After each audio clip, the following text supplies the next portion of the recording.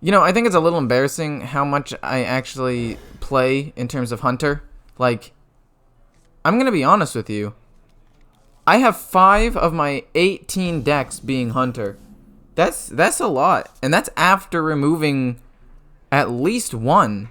So that way I could, like, make room for other decks.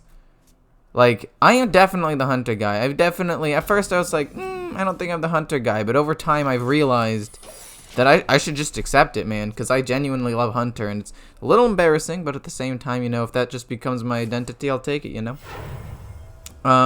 Opening hand's not actually very good at all.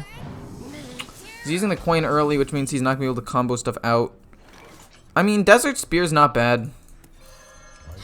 I'll hit him in the face. That way, if he hits my 1-1, I'm able to trigger the Snake Trap, get some extra pressure out there, and maybe might be able to deal with some of his minions that he plays. It's more of just like a bait more than anything else. And if he has Fan of Knives, then you know what? He runs Fan of Knives, so more power to him. Because I don't really know like any deck lists that run the card. So if he's running it, I'm not even mad, you know? He's gonna give it Taunt. Gosh darn it, you son of a gun. Okay, this makes things a little bit awkward. Again, as I said, the opening hand wasn't great.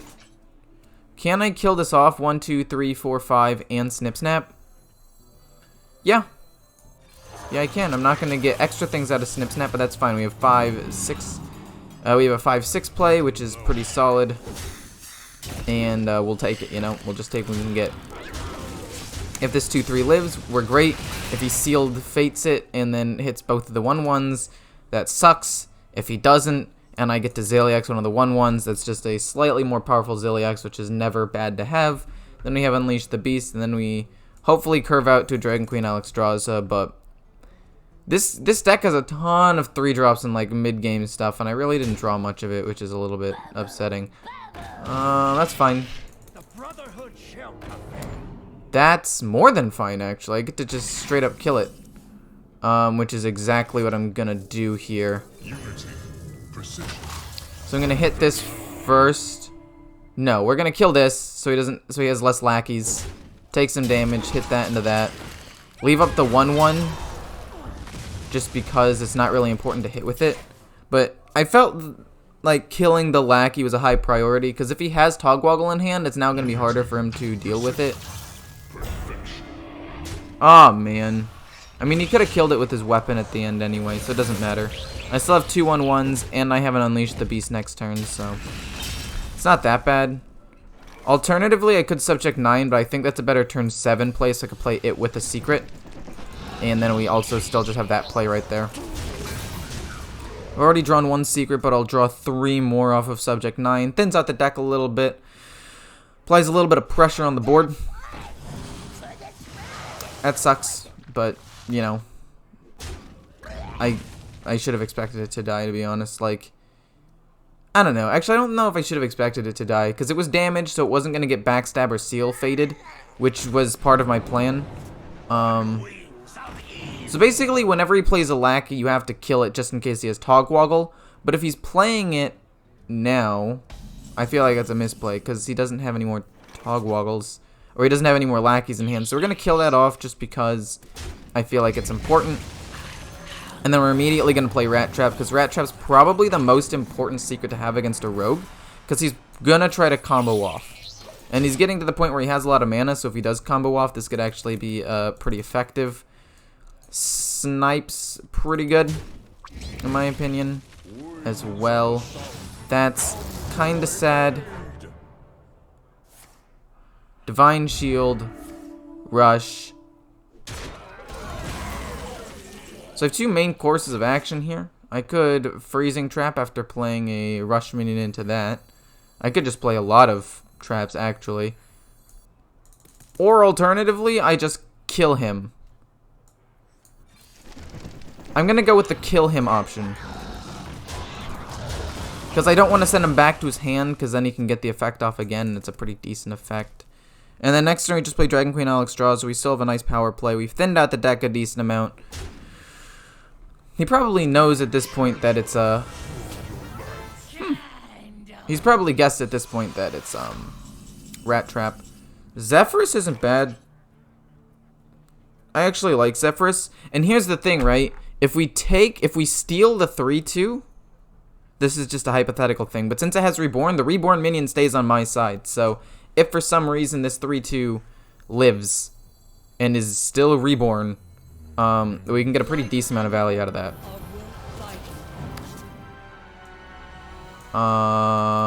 Okay. We'll make an insane power play and force him to have a response to it.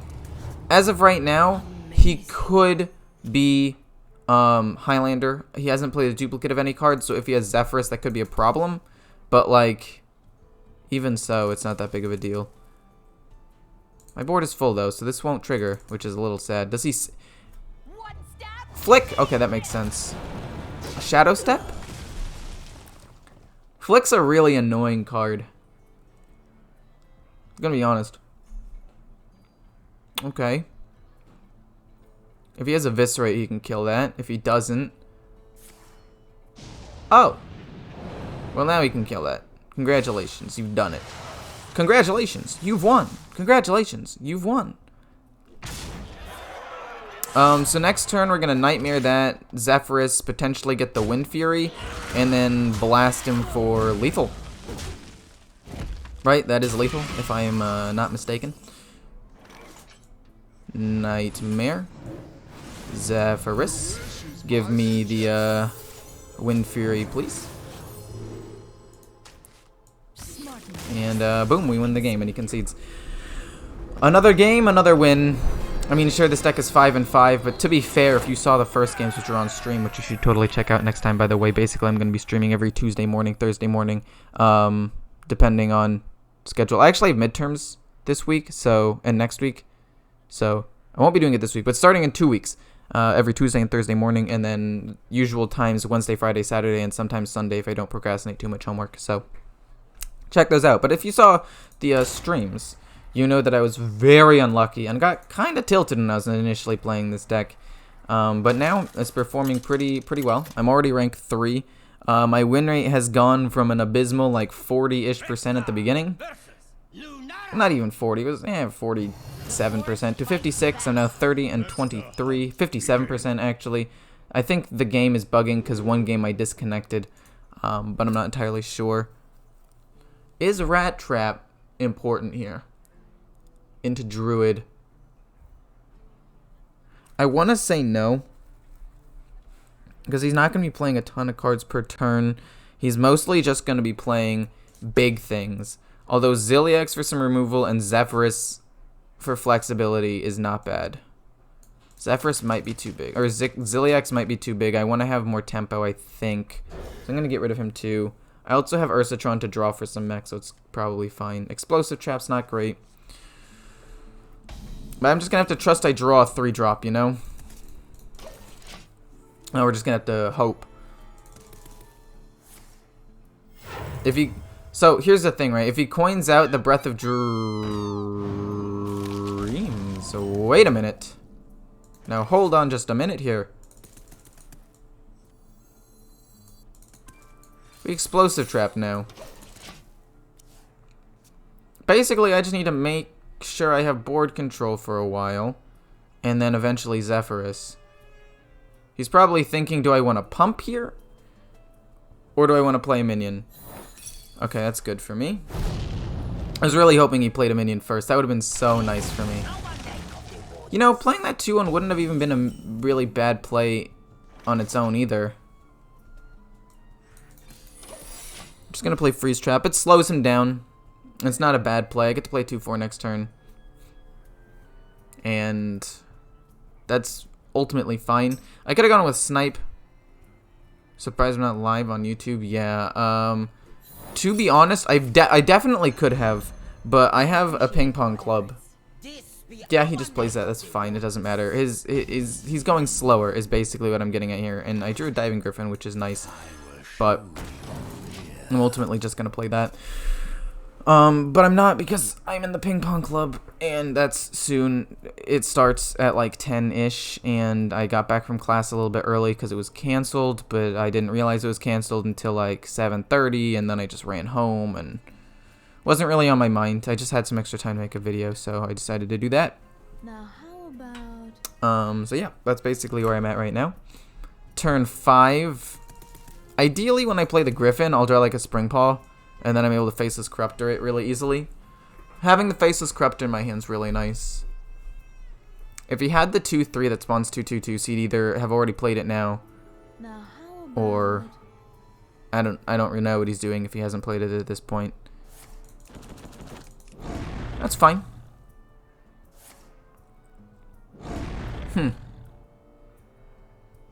Not sure if I'm a huge fan of that play, I'm not gonna lie.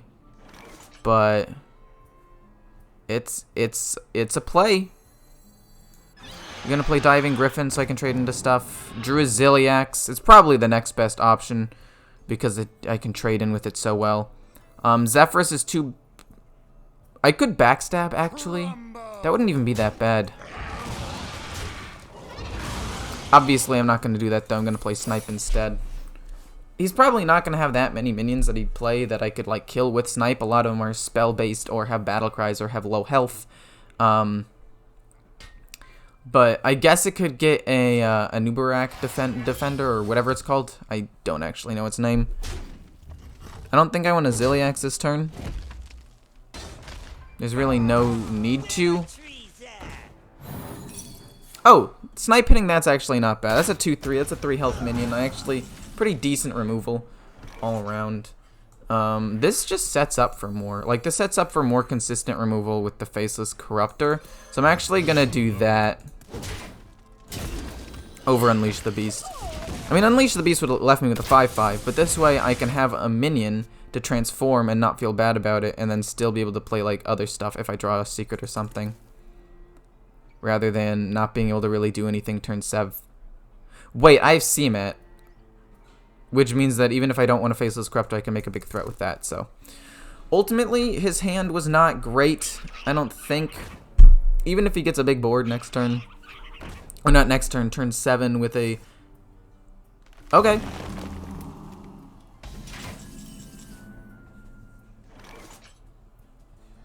Complete honesty here. I might just silence one of them to limit the amount of stuff he gets.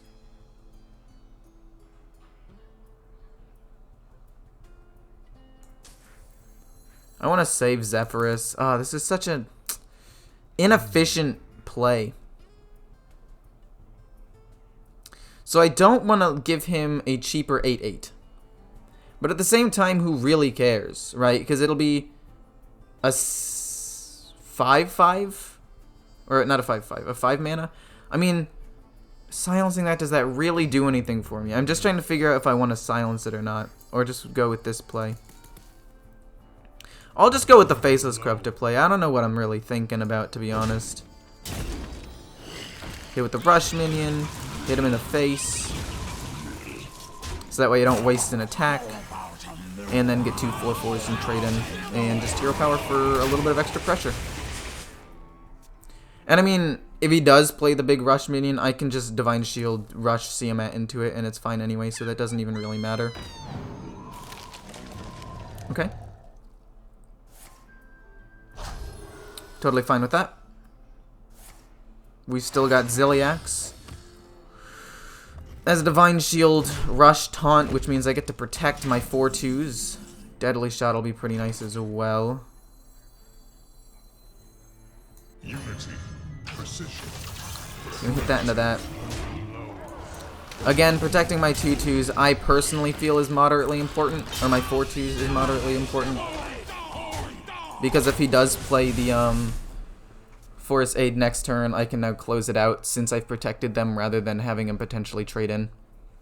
Like, I could have played CMAT too, but I don't know. I want to save CMAT for an 8/8 or the Wind Fury to deal with a wider board.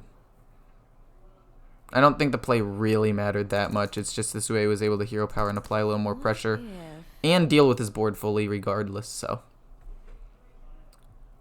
Again, I don't think it really matters. Is he swiping?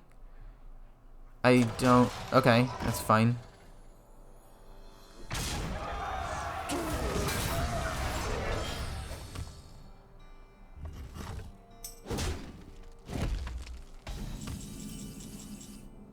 Bloodlust? Does Bloodlust end it? 7/14. Bloodlust, yes, does end it. So does, I think, Savage Roar. 6, 14, yeah. Savage Roar, Bloodlust, Hero Power, they all beat it. I also have Deadly Shot to kill that as well. Fireball? Fireball also does it. What am I talking about? I don't know why I was shocked by that.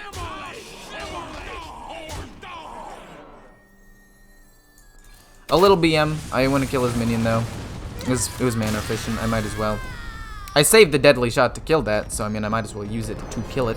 But anyway, another couple of games, another set of wins. Win rate's currently sitting at, once it updates, I think it's about a 57% still. 31 and 23. It's not bad.